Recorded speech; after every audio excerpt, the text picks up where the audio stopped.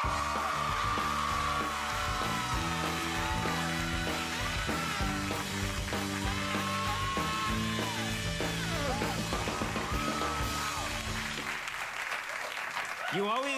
always look fantastic tonight, though. Thank you. This dress This is a special dress in honor of your hair.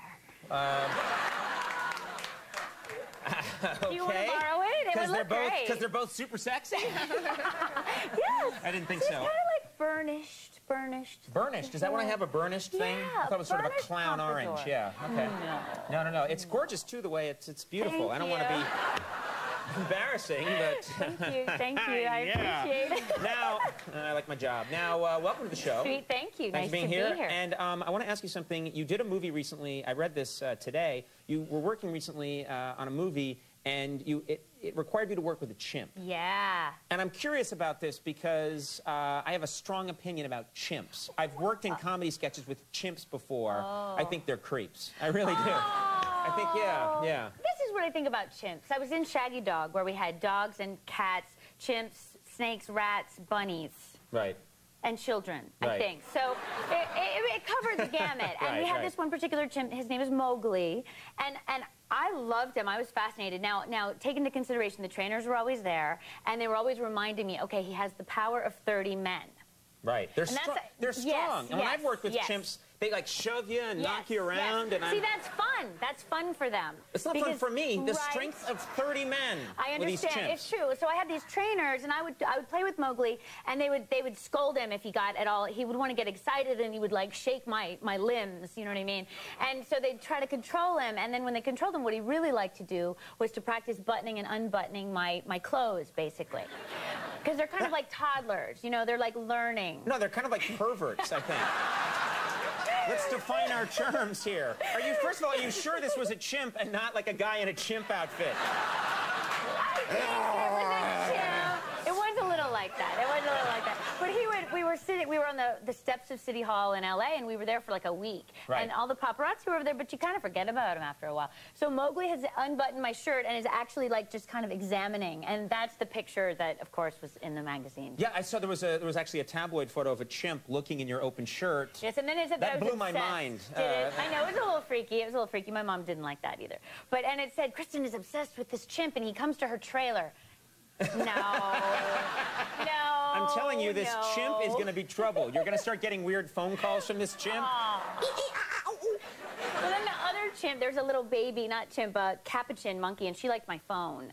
And so, of course, the paparazzi, she just sat and played with my phone. She's about this big. And they said that she was calling 1-800-BANANA. Right. That's retarded. I don't know what to say about that.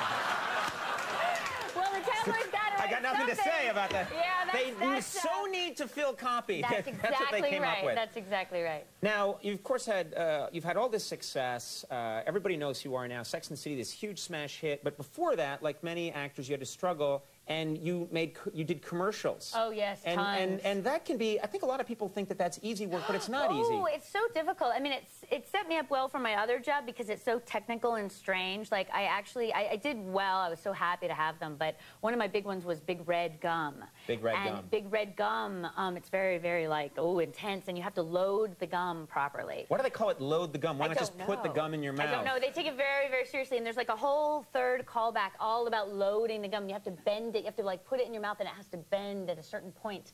And then finally I got the commercial, and I just had to chew, and I was never so happy. Right. It's like, oh, I can't load properly. I don't know how to load. So they got someone else to put the gum in, and then just a shot of you. And then I chewed happily, and then I think I kissed, because Big Red had those weird kissing commercials. Right. Yeah, so I had to kiss all day. Wow. Yeah. I would think... It prepared me for... well, yeah, that would be good preparation. Exactly. I think one of the hard things is that when you watch commercials, I always find that they make people too happy about the food, and no one's that happy about food in real life. Every now and then you're really happy about, like, oh, this soup or this chocolate's good. But they have people eating kind of mundane food on television commercials, and they're going like, yes, no!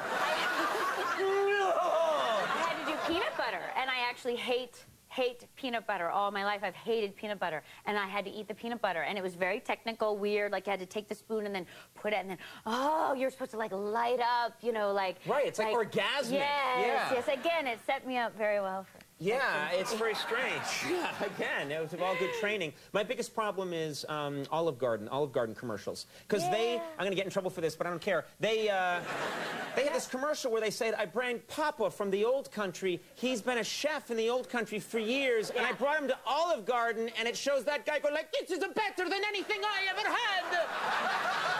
No! No, just say. Mute. That's the mute. Those noisy commercials, you have to mute. Yeah. But I don't know. You know, it's better than anything you had in Italy. No. Let's just say Olive Garden, pretty good for the money. With you know. the pressure. That's what you say. The pressure is intense, though. A lot of people worried about that 30 seconds. Now let's talk about this new project. This is The Adventures of Shark Boy and Lava Girl in 3D. Yeah. It's directed by a terrific director who did Spy Kids. Exactly. And how is this movie like Spy Kids? Well, it's kind of like Spy Kids on acid, pretty much. How? Kids? Not that Robert took any acid or his son who came up with the ideas, but it's trippy. It's totally, the 3D world is like, I've seen it 3 times, and every time I see it, I'm like, wow, I missed that. Right. I mean, there's like the train of consciousness, and the train of thought, and you're on acid too, of consciousness. Absolutely. I mean, once or maybe just some really good peanut butter that you just had. Maybe I'm hallucinating, exactly. But it's pretty fun. I think the late night crowd might like it as well. Yeah, it's very strange looking. Yeah, certainly. and you get the glasses, you know. It's 3D. It's 3D. This show is going to be in 3D soon. Your hair would look really good in 3D. It's going to kill people when we're in 3D. It's going to come through the set and gouge your eyes out. The Adventures of Shark Boy and Lava Girl in 3D opens tomorrow. Kristin, I always have a lot of fun. Thank you for being here. Great to have you on the show. Kristin Davis will be right back. Len Berman, stick around.